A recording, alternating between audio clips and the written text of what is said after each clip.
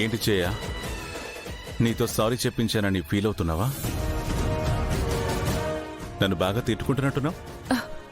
Nothing like that. మా నాన్నగారు చెప్పమన్నారు, చెప్పాను. That's it. గుడ్. నాన్నగారని బాగానే ఓన్ చేసుకుంటున్నావే. ఓన్ చేసుకోవడం ఏంటి? He's my dad. కాదని నేను అనలేదే. అయినా నువ్వెందుకంత కంగారు పడుతున్నావు? నేనా?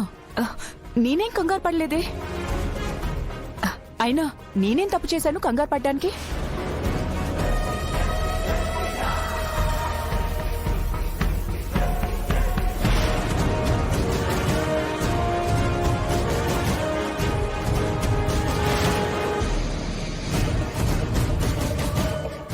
ఏంటి అలా చూస్తున్నారు? నేను నిజమైన కూతుర్ని కాదని అందరికీ చెప్తానని బెదిరిస్తాడా ఏంటి?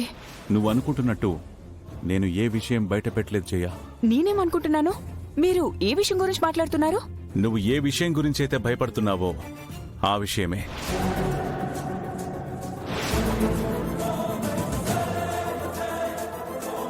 చూడండి, మీరేదైనా చెప్పాలి అనుకుంటే సూటిగా చెప్పండి, అంతేగాని ఇలా ఇండైరెక్ట్ గా మాట్లాడి నన్ను టెన్షన్ పెట్టకండి. తప్పు చేసి దొరికిపోతామేమో అన్న భయం ఉన్న వాళ్లే టెన్షన్ పడతారు చేయ. సర్లే, ఇప్పుడు ఈ డిస్కషన్స్ అన్ని దేనికి? టైం వచ్చినప్పుడు అన్ని నిజాలు అవే బయటపడతాయి. నువ్వు చిన్నప్పుడు ఒక కథ చదువుకునే ఉంటావు.